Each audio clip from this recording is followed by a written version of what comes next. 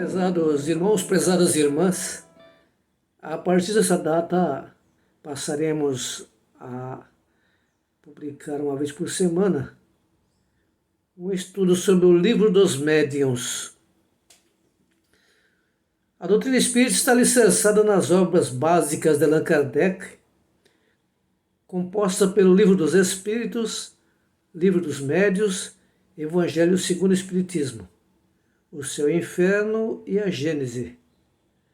Após sua morte foi publicada obras póstumas. O Livro dos Espíritos trata da parte filosófica da doutrina, esclarece as perguntas e os porquês da vida espiritual. Existem aquelas pessoas que têm sensibilidade e sentem algo que os outros não sentem. Então, às vezes se perguntam ou questionam por que isso acontece. As respostas nós vamos encontrá-las nas 1019 questões e subitens do Livro dos Espíritos. O Livro dos Médiuns responde às questões sobre como ocorrem os fatos tidos como fenômenos. A mídia constantemente fala de aparição de almas do outro mundo e coisas que tal. O Livro dos Médiuns nos esclarece sobre como acontecem esses fatos, chamados de milagrosos ou fenômenos, quando as pessoas sentem ou veem algo que os outros não veem ou não sentem. O Evangelho segundo o Espiritismo estuda a parte moral da doutrina de Jesus.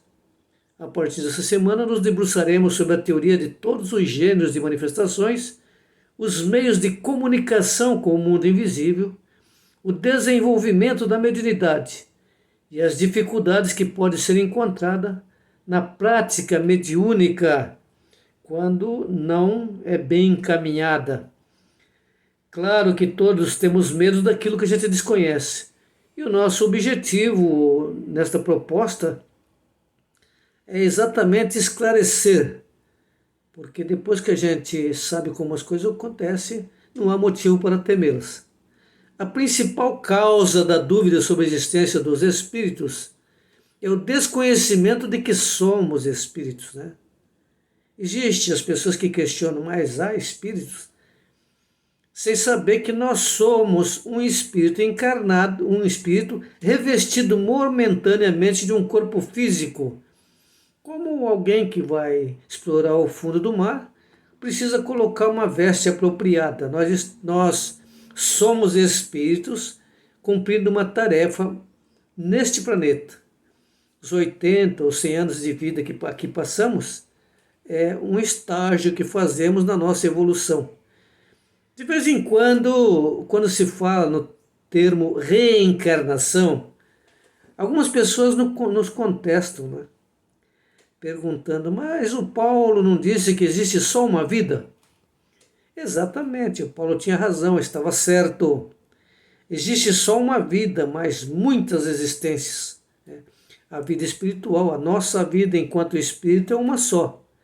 Mas teremos que passar pelos planetas na nossa evolução quantas vezes forem necessárias. Então estamos revestidos momentaneamente de um corpo físico para cumprir a nossa tarefa. E quando é que a nossa tarefa vai estar cumprida? É uma pergunta que Richard Bach responde no livro Ilusões. Na contracapa, ele diz: enquanto estamos vivos, não está. Enquanto estamos vivos, nossa tarefa não está cumprida. Daí a necessidade de, para bem cumpri-la, busquemos nos informar. O leigo, quando alguém fala que viu algo que alguém não viu, sente alguma coisa estranha, sente presenças, né? O leigo fala, você precisa desenvolver. O que é desenvolver? É conhecer-se a si mesmo, como diria o filósofo Sócrates. Está lá na questão 919 do Livro dos Espíritos.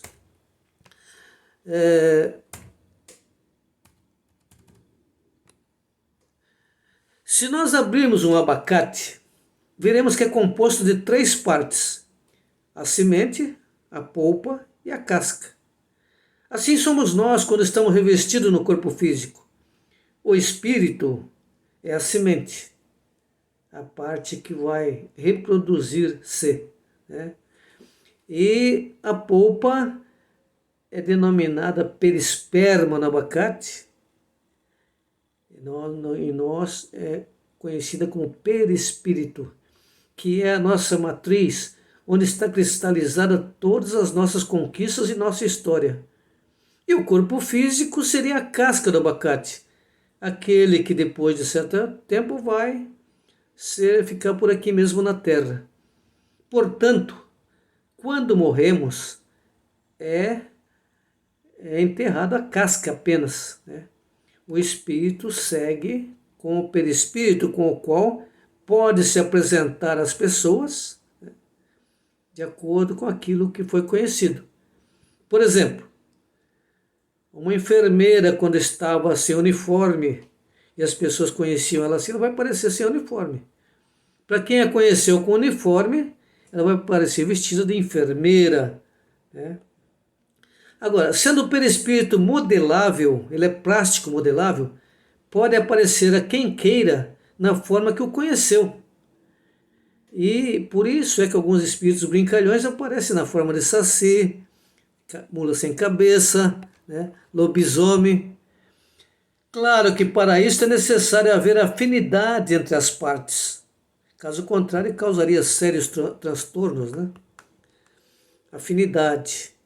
Se nós temos o desejo de encontrar com alguém que já passou deste para outro plano, não basta ter o desejo, é necessário que haja permissão, afinidade e doação. Os transtornos que causaria e que ocorrem em muitos casos é que terminam com pessoas internadas, né, nas casas de tratamento espiritual. É porque ouvem vozes que ninguém ouve, o que acontecia com Joana d'Arc, por exemplo, né? Ou veem coisas que os outros não vêem, sentem, né? Ou sonham, né? Aqueles sonhos premonitórios, porque os sonhos se dividem em sonhos físicos, espirituais e premonitórios, né? Nós entraremos mais adiante, numa próxima oportunidade, na explicação mais a miúde sobre os sonhos, diversos tipos de sonho. Admitindo-se a nossa existência após o desenlace físico, né, que convencionou se chamar de morte, que o espírito não morre. Quem morre é a matéria orgânica. É necessário admitir que continuamos com a nossa consciência exatamente onde está escrita a lei de Deus, né? Mas para onde vai e o que é feito dessa consciência? Segundo a crença de alguns, vai para o céu ou para o inferno. E para a crença de outros, ficará dormindo até o dia do julgamento final. Aí ocorre um problema sério, né? Porque a pessoa fez tudo de bom para ir para o céu e esqueceu-se que Jesus havia esclarecido que o céu está dentro de nós. E também não vai para o inferno. Aqueles que praticam a maldade e a crueldade já vivem no inferno. Aquele que atenta contra a própria vida não vai para o inferno. Ele só atentou contra a própria vida porque já estava vivendo um inferno, né? E que, para sua desagradável surpresa, vai continuar, porque vai acompanhar a decomposição do seu corpo físico e ficará imantado a ele até o tanto que teria que viver na terra, né? Para aqueles que acham que ficará dormindo também, as igrejas protestantes assim ensinam, uma dificuldade também, porque nós não nascemos para ficar dormindo, né? Nós temos que estar sempre em atividade. Foi Jesus quem disse: vocês são o sal da terra. Se não salgar, para que serve? Tudo na natureza trabalha, tudo se agita, tudo tem movimento. Então não há por que ficar dormindo. Há aqueles que até colocam no carro: Jesus virá, né? Jesus foi muito claro com a gente. Onde estiverem 2 ou 3 reunidos em meu nome, lá estarei. Então a inutilidade não existe. O inferno existe aqui mesmo, naquele que procura vingança, ódio, malquerência. Esse já está no inferno, ele não vai para o inferno. Não é um local de fogo eterno, como se Deus fosse um ser com os mesmos requintes de perversidade de certas pessoas, né? Criou o homem, lança lá no inferno eternamente. E Jesus, lá em Lucas 17:20, nos esclareceu que o céu está dentro de nós. Portanto, estamos no céu quando praticamos o bem, quando auxiliamos a quem necessite. Estamos no inferno quando alimentamos o desejo de vingança, de ódio. Ao contrário, promovemos quando agimos deliberadamente para prejudicar ou deixar de servir. Porque eu costumo dizer que nós não vamos nos arrepender quando deixarmos o corpo físico somente pelos equívocos que cometemos, porque às vezes até tentando acertar a gente erra. Nós vamos nos surpreender com o bem que podíamos ter feito e deixamos de fazer. Esse realmente vai pesar muito na nossa consciência. Tudo isto é uma teoria bastante racional. A razão e a ciência não contradizem, além de uma teoria que se apoia nos fatos e na lógica. Os fatos são comprovados através dos fenômenos de manifestações de espíritos que nos dão prova positiva da existência da alma. De algumas pessoas, e algumas pessoas estabelecem contato. Claro que muitos não acreditam nessa possibilidade. Entretanto, não vemos a eletricidade, ela está aí. De uma forma dinâmica, movimentando pesadas máquinas, né? A gente vê um trem elétrico, por exemplo. Assim como não vemos a luz que nos permite reproduzir vídeos, filmes, né? Etc., na tela do nosso celular. Hoje a gente conversa com as pessoas, estando aqui no Brasil, outros estão no Japão. No mesmo instante estamos conversando, trocando ideias com aquele então que está do outro lado do planeta. Então, a nossa proposta nesta tarefa, que se inicia hoje, é trocarmos ideias sobre médiuns e mediunidade, os diversos tipos de mediunidade. O que é médium? Toda vez que eu transmito alguma coisa para uma pessoa e ela vai transmitir a outra pessoa, ela está mediando. E o médium espírita é aquele que tem a sensibilidade, através da sua intuição, da psicografia, da psicofonia, que é através da fala, né? Ou da vidência, ou seja, de uma outra forma, porque as variáveis são tantas, de nos transmitir aquilo que possamos receber, tenhamos capacidade para receber.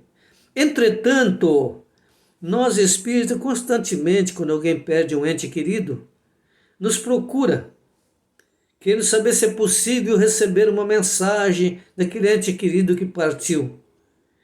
Ocorre que, como Chico Xavier já esclarecia nas suas falas, o telefone espiritual só toca de lá para cá.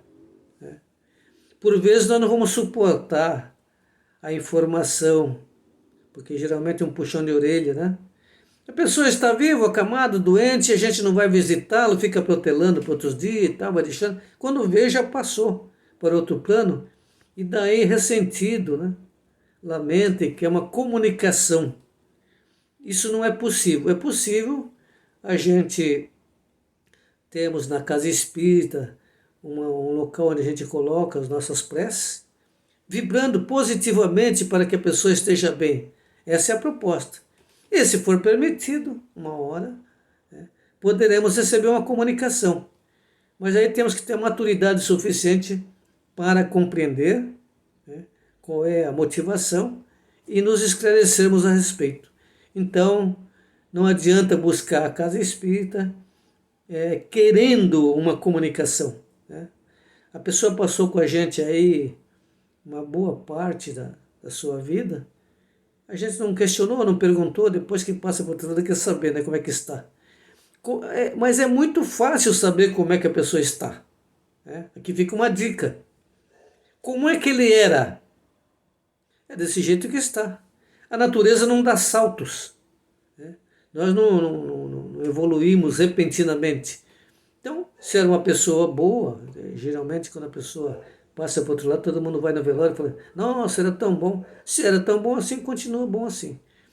E se não era, possivelmente vai ter nova oportunidade de voltar a este planeta, porque Deus não castiga e não dá prêmio. Deus tem suas leis que devem ser cumpridas. As leis naturais, que tem 10 subdivisões, começando lá pela lei da adoração, a lei do trabalho, até a 10ª, que é a lei de justiça, amor e caridade.